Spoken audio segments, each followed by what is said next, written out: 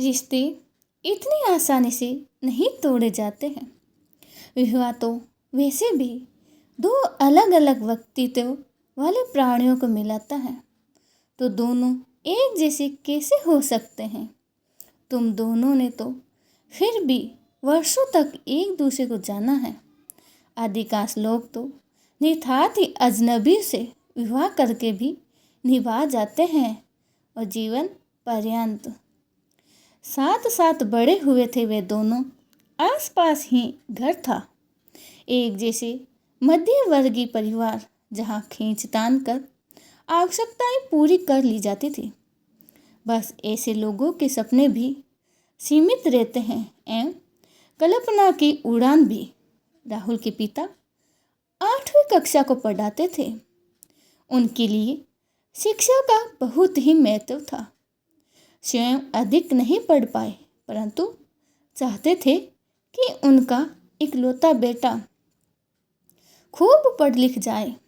अनेक कटौतियां कर उसे उन्होंने एक अच्छे स्कूल में पढ़ाया। पत्नी का देहांत तो बहुत पहले ही हो गया था। अब उनकी सब इच्छाओं आकांक्षाओं का केंद्र यही बेटा था। अपनी सोच एवं हैसियत के हिसाब से ही उन्होंने राहुल के लिए सपना देखा था कि उनका बेटा बहुत पढ़ लिख कर कॉलेज में प्रोफेसर हो गया है। पीएचडी कर लेना उनके सपने की पराकाष्ठा थी। ये सपना उन्होंने अपने बच्चे के कच्चे मस्तिष्क में भी इस तरह बिठा दिया था कि यही अब उसका भी सपना बन गया था। लंबी और कड़ी मेहनत करके उसने इसे पूरा भी कर लिया। सुमन के पिता उसी स्कूल में बड़ी कक्षाओं को पढ़ाते थे। इनकी 2 संतान थी, सुमन और उसका छोटा भाई केशव। दोनों अच्छी शिक्षा पा रहे थे। उसकी माँ बंगला भाषी थी। साहित्य और कला में रुचि रखने वाली उनके घर का वातावरण बहुत सुसंस्कृत था। घर में अन्य वस्तुओं की अपेक्षा पुस्तकों ने भी अधिक स्थान घेरा हुआ था। वार्तार्थ का विषय अधिकतर पुस्तकों के इर्द गिर्द ही घूमता था। सुमन ने यह निश्चय किया था कि समय आने पर वह गरीब लड़कियों को शिक्षित कर उन्हें अपने पैरों पर खड़ा होने में सहायता करेगी। पात्रों से तो आपका परिचय हो चुका, अब असली कहानी पर आते हैं। मस्त और जिंदा दिल, यही थी राहुल की पहचान। उसके मित्रों की गिनती करना मुश्किल था, परंतु अपने से 1 वर्ष जूनियर सुमन से उसकी मैथिली विषय थी। पड़ोस में तो रहते ही थे, लक्ष्य भी लगभग समान थे। दोस्ती कब प्यार में बदली, इसकी निश्चित तिथि बतलाना पाना संभव नहीं है। पीएचडी समाप्त कर जब राहुल को वही आखता पद की नौकरी मिल गई, तो वह उसके पिता के लिए खुशी के साथ ही गर्व का दिन था। गुरु अपने शिष्य को एवं पिता अपनी संतान को स्वयं से आगे बढ़ता देखकर गौरवान्वित होता है। यह एक युग सत्य है और वही गौरव आज राहुल के पिता को मिला था। नौकरी लग जाए और परिवार वालों को कोई आपत्ति भी न हो तो फिर विवाह में देर क्यों। सुमन की पीएचडी तो विवाह उपरांत भी पूरी हो सकती है। सुमन की माँ बहुत बढ़िया गाती थी, तो सुमन की रुचि लेखन में थी। उसकी अनेक कहानियाँ सराही जा चुकी थी। और दोनों कहानी संग्रह की भी तैयारी कर रहे थे। कलफ लगी सूती साड़ी और एकदम काले लंबे बालों का जूड़ा उस पर खूब फबकता था। गरिमाही और आत्मविश्वास से भरी थी। वह समान रुचि वाले लोग से भी मिलना जुलना शहर में मचित हो रहे थे। नाटक देखना इत्यादि कुल मिलाकर राहुल और सुमन अपने नए जीवन से बहुत ही संतुष्ट थे। सुमन की पीएचडी पूरी हुई तो उसने भी उसी कॉलेज में पढ़ाना आरंभ कर दिया जिसमें राहुल पढ़ाता था। परंतु इधर जीवन दर्शन तेजी से बदल रहा था। समाज की सोच इस कदर उलट पलट हो रही थी कि देखकर बहुत चक्के रह जाओ। विद्वता का नहीं, धन का सामान होने लगा था। समाज में अब सफल व्यक्ति था वही जो अधिक से अधिक धन कमाने में सक्षम हो। जरूरत से भी अधिक।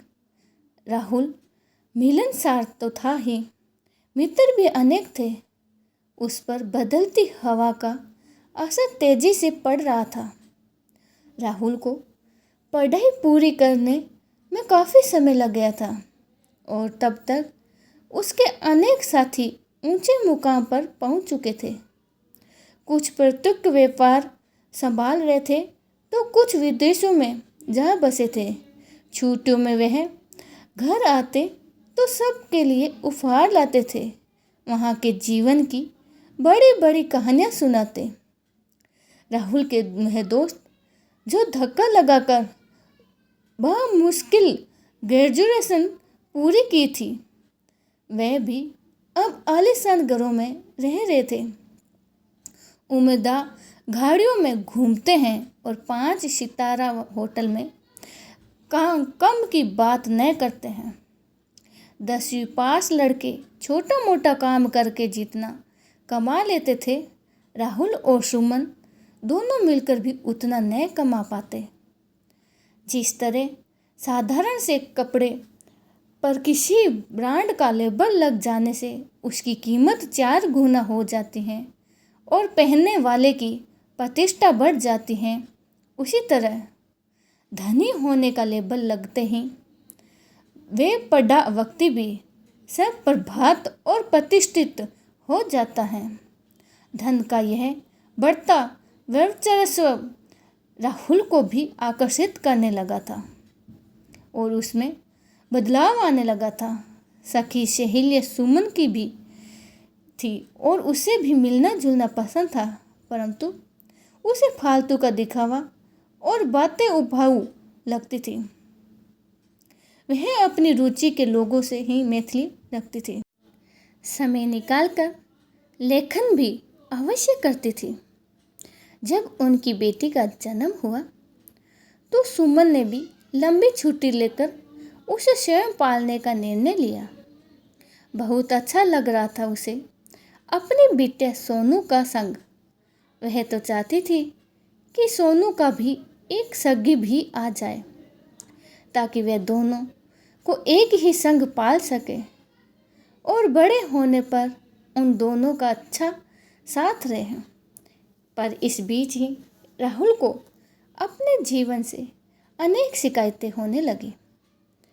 प्रोफेसर बनना भी कभी उसका सपना था अवश्य ही, परंतु यह पिता द्वारा पोषित सपना था।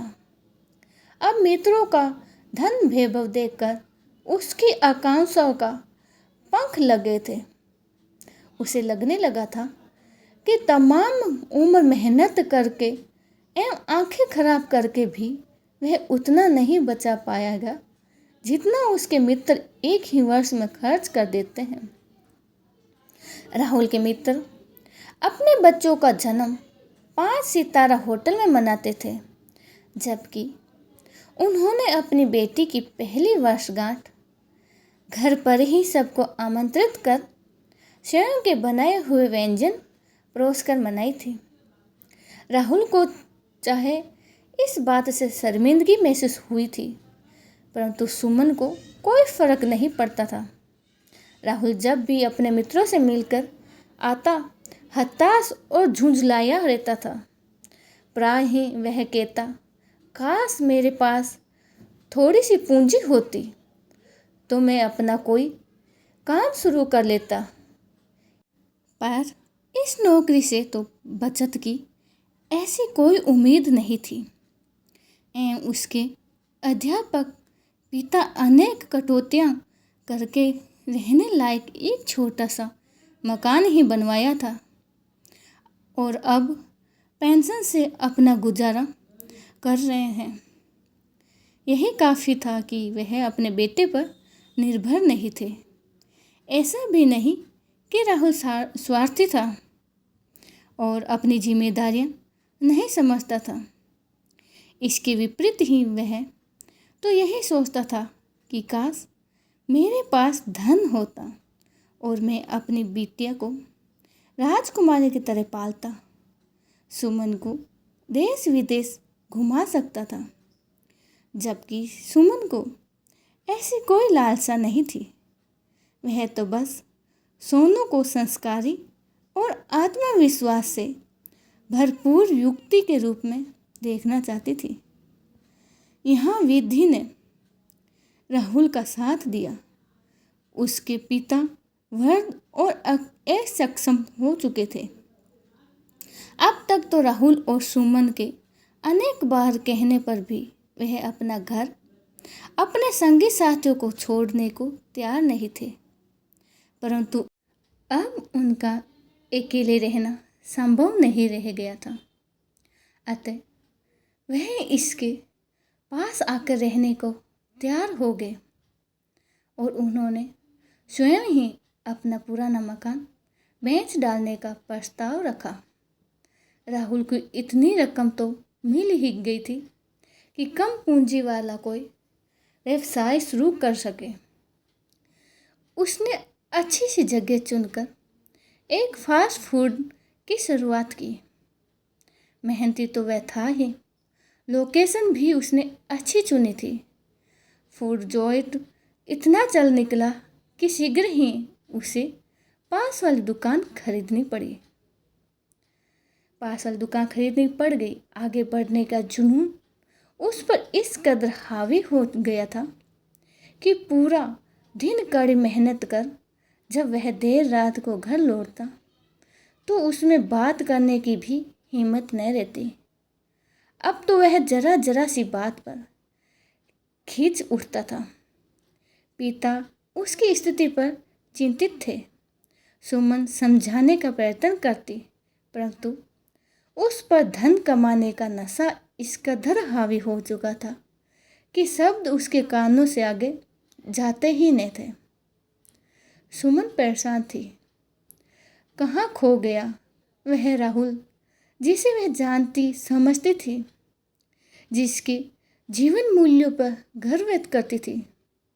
अब तो वह अजनबी हो गया था, जिससे बात करने के लिए पहले सोचना पड़ता था। अब उनके पास बड़ा सा घर था, आराम का सब सजो दो सामान मौजूद था, बस राहुल ही वहाँ मौजूद न था।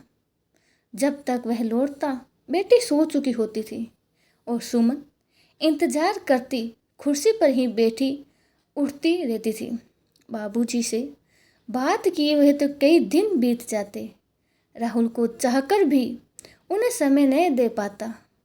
बीमार पड़ गए तो उन्हें अस्पताल दाखिला करना पड़ा, तब भी नहीं। कई दिन रहे अस्पताल में, उनका बचना कठिन लग रहा था, तब भी नहीं। ऐसा नहीं कि राहुल कठोर दिल का था, ऐसा नहीं कि उसे अपने पिता से कोई लगाव नहीं था। स्वार्थी हो गया था वह। परिस्थिति से भी कुछ ऐसी आन खड़ी हुई थी। चंद माह पूर्व राहुल को एक कॉलेज के पास ही चलती हुई फास्ट फूड की एक दुकान मिल गई, जो उसने बैंक से लोन लेकर खरीद ली। घर से दूर थी वह, आने जाने में वक्त लग जाता था और इसके लिए उसे अभी तक कोई भरोसेमंद मैनेजर नहीं मिला था। दलदल में ही फंसा हुआ था, मानो वह आखिरी घड़ी तक बाबूजी की नजरें बेटे के इंतजार में द्वार पर टिकी रही। सुमन को घुटन होने लगी इस माहौल से। नहीं चाहिए उसे ऐसा जीवन जहाँ धन रिश्तों से अधिक महत्वपूर्ण हो गया हो। उसने कोलकाता में बसे अपने छोटे भाई केशव की सहायता से वहीं अपने घर अपने लिए नौकरी तलाश कर ली और एक दिन अपनी 10 वर्षीय बेटी को लेकर चली गई। सोनू स्कूल से लौटकर घर में अकेले न रहे, इसके लिए सुमन ने अपनी माँ को भी अपने पास बुला लिया। यद्यपि कोलकाता में सुमन के अनेक संबंधी और मित्र थे, फिर भी उसे वहाँ कुछ भी अच्छा नहीं लग रहा था। उसके मनपसंद सांस्कृतिक कार्यक्रम भी उसे नहीं बांध पाते। जी उचट जाता और वह कार्यक्रम बीच में ही छोड़कर घर लौट आती। वह खुशी जिसकी तलाश में उसने घर छोड़ा था, वह वर्ग तृष्णा बनकर रह गई। स्वयं से अधिक तो उसे सोनू की फिक्र होने लगी। पहाड़ी झरने सी चहकती उसकी गुड़िया शांत झील में बदल गई थी। दरअसल नए स्कूल की सहेलियां अपने मम्मी पापा अपने परिवार की बातें करती, पर सोनू के पास कहने को कुछ न था। प्रश्नों से बचने के लिए उसने अलग अलग रहना शुरू कर दिया और एकांत प्रिय होती चली गई। सुमन ने अपनी बेटी के इस बदलाव को लक्ष्य किया तो उसे विभिन्न गतिविधियों में उलझाए रखने का प्रयत्न भी किया और स्वयं भी अधिक से अधिक समय घर पर ही बिताने लगी। वह घर में हंसी खुशी का माहौल बनाए रखने का भरपूर प्रयत्न करती, परंतु हंसी यदि मन से ही न फूटे तो उसका खोखलापन स्पष्ट गूंजता है। सुमन की माँ को इन दिनों दोनों की ही चिंता लगी रहती थी। उनका मानना था कि सुमन को यूं घर छोड़कर नहीं आना चाहिए था। माँ को इसकी जरा भी भनक होती तो वह सुमन को ऐसा कदम कतई नहीं उठाने देती। राहुल को वह उसके बचपन से जानती थी। वह आजकल परिवार के साथ समय नहीं बिता पा रहा, किंतु ऐसा तो नहीं था कि इसके साथ दुर्व्यवहार करता था। वह सुमन को भी लौट जाने का मशवरा देती थी। कठिनाई यह है कि मनुष्य केवल अपने मन और बुद्धि के ही अधीन नहीं होता है। इन दोनों से बढ़कर वह अपने अहम के वशीभूत रहता था और यही अहम इस वक्त राहुल और सुमन दोनों को अपने गिरफ्त में कर लिए रखा था। सुमन सोचती कि राहुल उसे स्वयं ही लेने आएगा तभी जाऊंगी, और राहुल का सोचना था कि मैंने तो उसे जाने को कहा नहीं था, स्वयं ही गई थी तो अब उसे स्वयं ही लौट आना होगा। और दोनों के अहम के टकराव में दंड भुगत रही थी बेकसूर सोनू। सोनू को अपने पापा की बहुत याद आती थी। नौकरी के दिनों में वह हर छुट्टी के दिन उसके साथ शतरंज, कभी बैडमिंटन खेलते अथवा बाहर घुमाने ले जाते थे। पापा अब घर पर काम कम रहते हैं, परंतु जब भी वह फुर्सत पाते उसके साथ समय बिताते, उसकी फरमाइशें पूरी करते। पापा की तो वह आज भी राजकुमारी ही थी। नानी भी सोनू की उदासी स्पष्ट देख रही थी। नानी को विश्वास था कि राहुल और सुमन एक दूसरे को सामने देख अपना अहम भूल जाएंगे, अतः वह किसी भी तरह उन्हें आमने सामने ला खड़ा करना चाहती थी। अतः उन्होंने एक योजना बनाई। नानी के कहने पर सोनू ने अपने पापा को पत्र लिखा और तुरंत ही उसका उत्तर भी आ गया। पत्र का उत्तर पाकर सोनू बहुत प्रसन्न हुई। उससे भी ज़्यादा खुशी उसकी नानी को हो गई और इस तरह सोनू और उसके पापा के बीच पत्रों का सिलसिला चल पड़ा। सोनू की उदासी, उसका चिड़चिड़ापन कम होने लगा। वह पापा को खूब लंबे पत्र लिखने लगी, अपनी हर बात उनसे बांटती। माँ अब सुमन की प्रतिक्रिया देखना चाह रही थी। कहीं वह बेटी के इस पत्र व्यवहार से नाराज तो नहीं होगी। तब पर जब उसने सुमन को राहुल का पत्र ध्यान से पढ़कर मुस्कुराते हुए देखा तो वह अगला कदम लेने की तैयारी करने लगी। नानी की सलाह मान सोनू ने अपना अगला कदम ग्रीष्म अवकाश में अपने पापा के संग मनाने का निर्णय लिया और सुमन को भी बता दिया। अकेली जा रही है सोच सुमन ने उसके लिए हवाई जहाज की टिकट मंगा दी। लंबा समय हो गया है बेटिया को देखे हुए, और इस उम्र में तो बच्चे बढ़ते भी इतनी तेजी से हैं कि जल्दी से ही पहचान पाना भी मुश्किल होता है। पर बिटिया ने तो दूर से ही अपने पापा को पहचान लिया था और भागकर गले जा मिली और घर पहुंचकर देर तक इधर उधर देखती रही।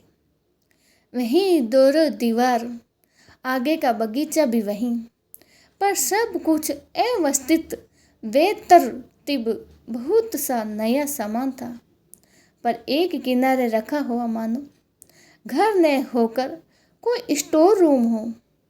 सोनू को याद आया माँ कैसे थोड़े थोड़े में ही घर सजा कर रखती थी, अब भी रखती हैं।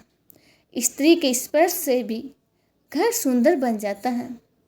फिर उसकी माँ को कलात्मक रुचि वाली थी, जादू की छड़ी और किसे कहते हैं।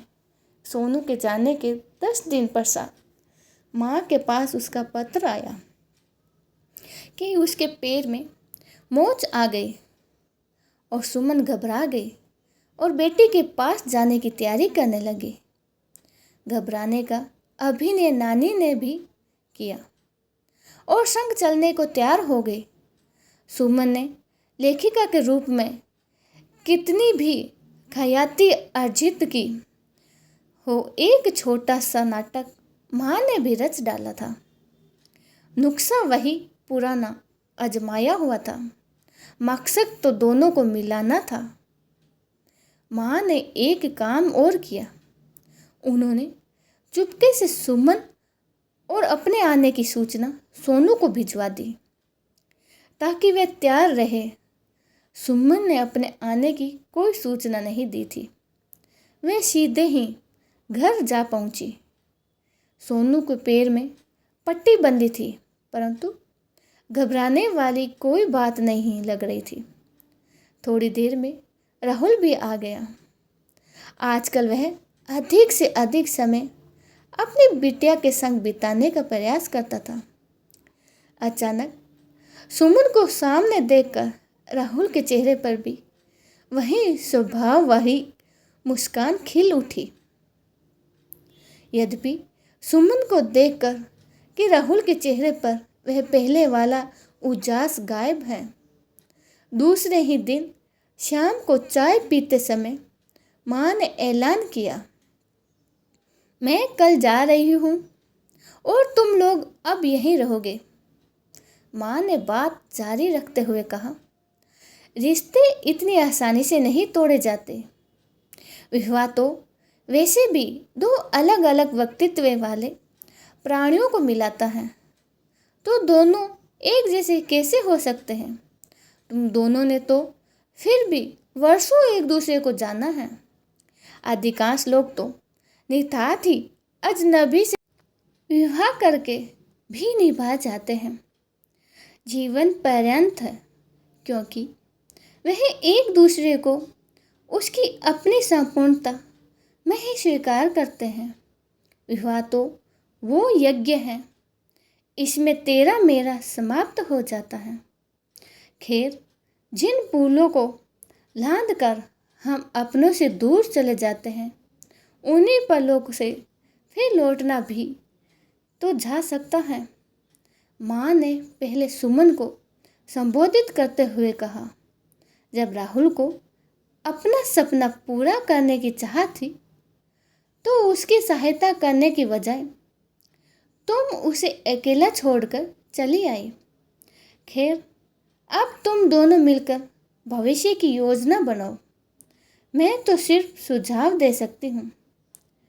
जैसे सुमन कुछ समय राहुल की सहायता करेगी, जिससे दोनों का साथ भी रहेगा, राहुल का कुछ बोझ भी कम होगा। जीवन में धन के महत्व को कम करके नहीं आंका जा सकता, विशेषकर आज के समय में। परंतु एक सीमा के बाद पैसा जीवन को वह खुशी नहीं दे सकता जैसे अन्य कोई सार्थक गंतव्य है। और अब जब तुम लोगों के पास पर्याप्त आमदनी है तो सुमन कुछ समय उन ज़रूरतमंद बच्चों को भी, जो बड़ी बड़ी कक्षाओं में बिना बाहरी सहायता के सफल नहीं हो सकते, उन्हें पढ़ाने में दे सकती हैं। सुमन का युवावस्था से रहा यह संकल्प भी पूरा हो जाएगा। इसके घर के कामकाज पर भी नजर रहेगी और सोनू को माता और पिता का साथ भी मिलेगा, जो उसका हक है। धन्यवाद।